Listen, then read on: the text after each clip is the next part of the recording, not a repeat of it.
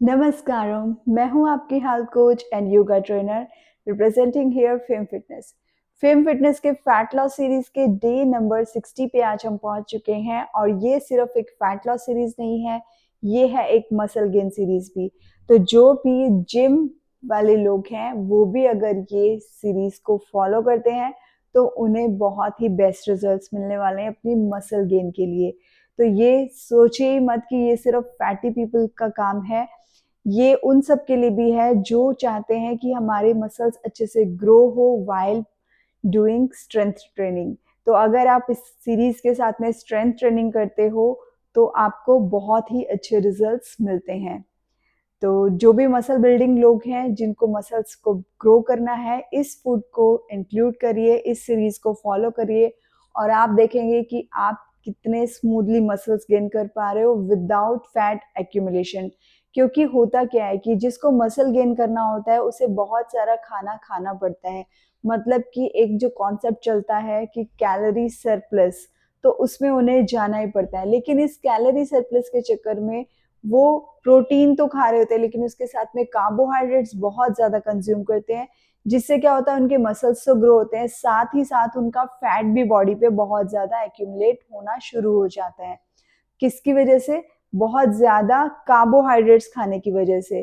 क्योंकि ऐसा सब हम समझ रहे होते हैं कि दाल खा रहे हैं, लेग्यूम्स खा रहे हैं, इन सब में हमें बहुत सारा प्रोटीन मिल रहा है। और वन मोर थिंग कि पीनट्स को बहुत ज़्यादा लोग खाए जा रहे हैं ये सोच के कि वहाँ से प्रोटीन मिल रहा है। ठीक है, आपको उसमें कुछ प्रोटीन तो मिल रहा है, लेकिन आप ज़रा गौर करें कि उस प्रोटीन को लेने के चक्कर में आपने उसके साथ में कार्बोहाइड्रेट्स कितना कंज्यूम कर लिया है।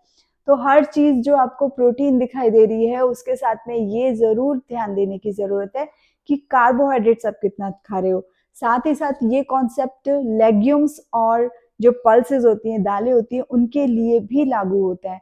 जब आप लेग्यूम्स कंज्यूम करते हो लाइक राजमा, चने, छोले, उसमें आपको प्रोटीन मिलता है नो डाउट, लेकिन अगर आप ध्यान देंगे तो उसके अंदर कार्बोहाइड्रेट्स आप कितना खा रहे हो साथ में, ये देखिए। तो जब भी आप मसल बिल्डिंग की बात करते हो तो आपके मसल्स तो ठीक है, जो प्रोटीन आपने लिया है एक्सेस में आप खाए जा रहे हो, बहुत सारे लेग्यूम्स कंज्यूम किए जा रहे हो, उससे आपको प्रोटीन तो मिला लेकिन फैट भी साथ में आया ना, कार्बोहाइड्रेट्स भी आपने बहुत सारा कंज्यूम किया उसके साथ में। तो इस वजह से क्या होता है कि हम खा तो रहे हैं, मसल्स तो बना रहे हैं अपनी, लेकिन साथ में फैट भी खा रहे हैं, फैट भी अपने शरीर पे चढ़ाते जा रहे हैं। फिर बात करते हैं, फिर जाएंगे कैलोरी डेफिसिट पे, कटिंग वर्ड वहां पे आ जाता है कि अब हम कटिंग मोड पे हैं, अब हमें सिर्फ मसल्स रखने हैं और फैट हटाना है। तो फिर वो जाते हैं कैलोरी डेफिसिट वाले मेथड पे। उस मेथड में सिर्फ आप सोच रहे होते हो कि फैट हमारी बॉडी से जा रहा है, लेकिन नहीं, साथ में आपके मसल्स भी जाते हैं।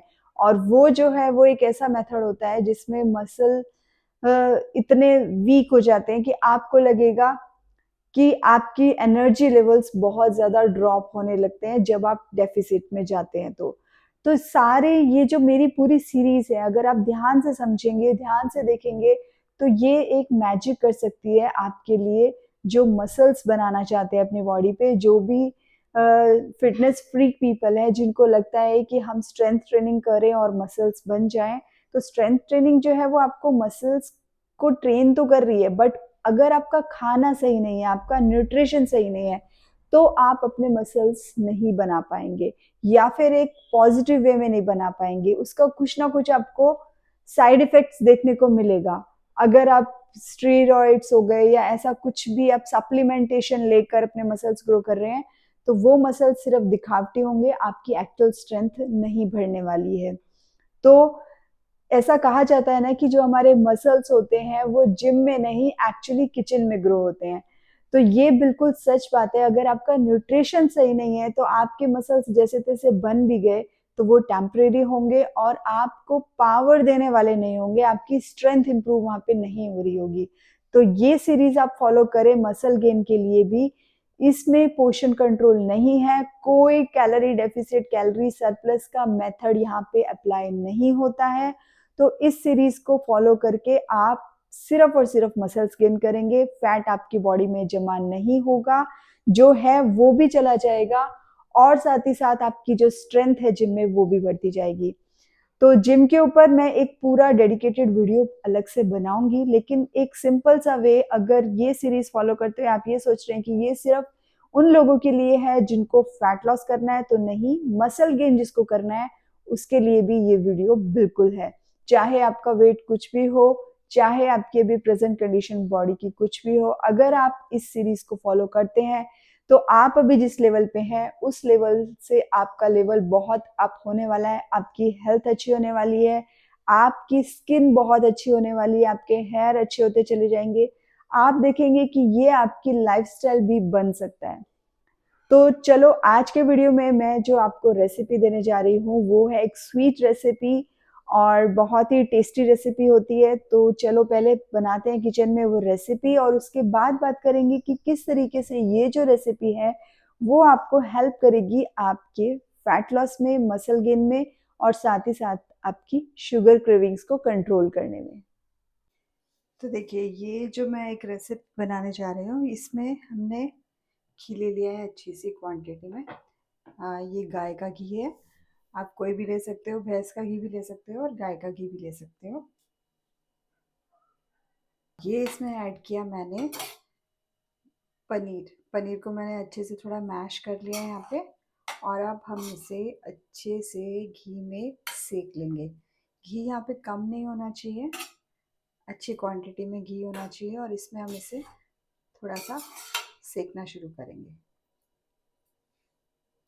इसे आपको लगातार चलाते हुए सेकना पड़ेगा, और इस तरीके से इसको आप थोड़ा दबा दबा के और भी स्मूथ करते रहेंगे। तो देखिए, कुछ ना कुछ हमें स्वीट रेसिपी भी हमारे पास होनी चाहिए ताकि हमें स्वीट्स की क्रेविंग ना हो। ये बहुत ज़रूरी है कि स्वीट रेसिपीज़ भी हमारे पास हों। ऑलरेडी मैंने आपसे जो भी रेसिपी शेयर की हैं वो सब तीखी हैं, उसमें कोई भी स्वीट वाली रेसिपी अभी तक नहीं है।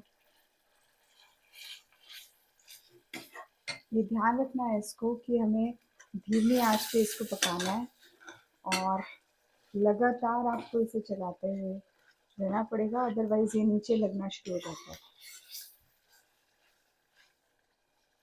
ये देखिए, थोड़ा थोड़ा सा अभी ब्राउन ब्राउन होने लगा है, और पनीर जो है हमारा बहुत अच्छे से सीख भी चुका है। इस वक्त पे अब हम इसमें ऐड करेंगे,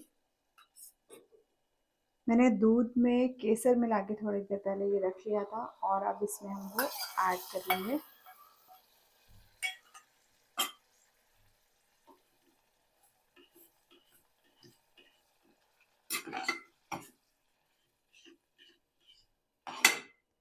एक बहुत ही टेस्टी स्वीट रेसिपी बन के रेडी हो जाती है, और इसको आप ठंडा करके खाएंगे, और इसमें ये जो घी है ये ज़्यादा ही रहेगा, और घी का अपने आप में एक बहुत अच्छा फ्लेवर यहाँ पे हमें और मिल जाता है।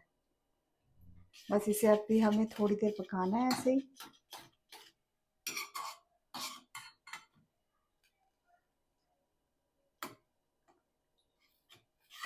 बहुत ज़्यादा दूध हम इसमें नहीं डालेंगे, थोड़ा सा बस केसर जिसमें डिप हो जाए थोड़ा, अराउंड हाफ कप मैंने यहाँ पे दूध लिया बस खाली, और इसे अब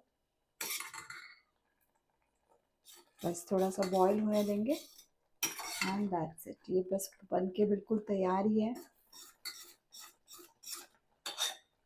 ओके, तो अभी ये बिल्कुल बन के रेडी है, और अब इसमें हम स्टीविया पाउडर मैं यहाँ पे ऐड कर रही हूँ, इतना इनफ है इसके अंदर, और इसे बस अच्छे से मिक्स कर लेना है। ध्यान रखना है कि जो स्टीविया हमें ऐड करना है वो गैस बंद करने के बाद ऐड करना है, अदरवाइज स्टीविया का जो टेस्ट होता है वो थोड़ा कड़वा हो जाता है, इसलिए आपको इसे फ्लेम को ऑफ कर देना है, और इसके बाद बस इसे, ये गरम गरम भी आप एंजॉय कर सकते हैं, और अगर आप चाहो तो इसे ठंडा करके और फिर खा सकते हैं। अगर आपको ठंडे घी का टेस्ट पसंद आता है तो बिल्कुल आपको ये और भी ज़्यादा टेस्टी लगेगा। ये डिश बिल्कुल बन के रेडी है।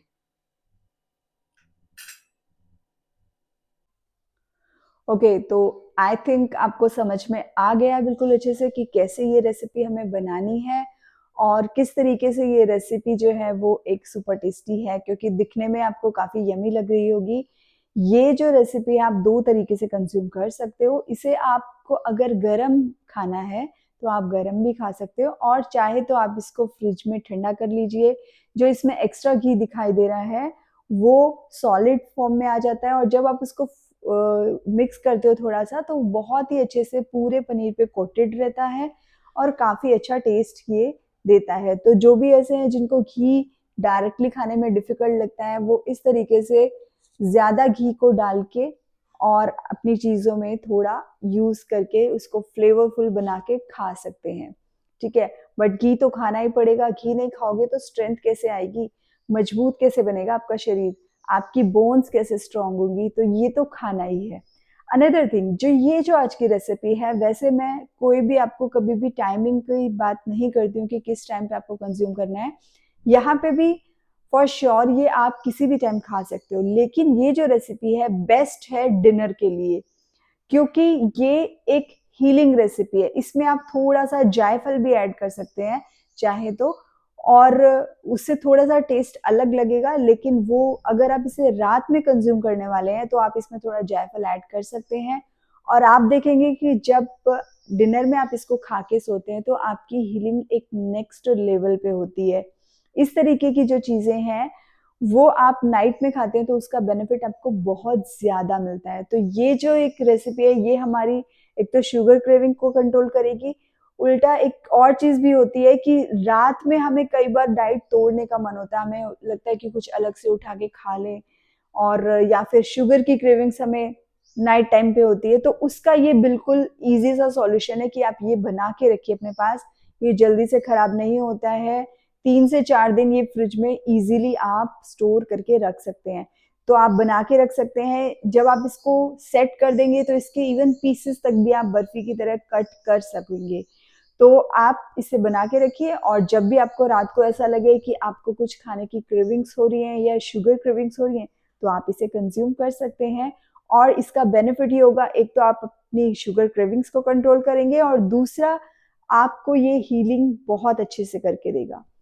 तो चलो कल के वीडियो में मिलते हैं एक नई रेसिपी के साथ, क्योंकि इस वीक मैं आपको दे रही हूँ एवरीडे एक रेसिपी इस सीरीज पे कंज्यूम करने के लिए।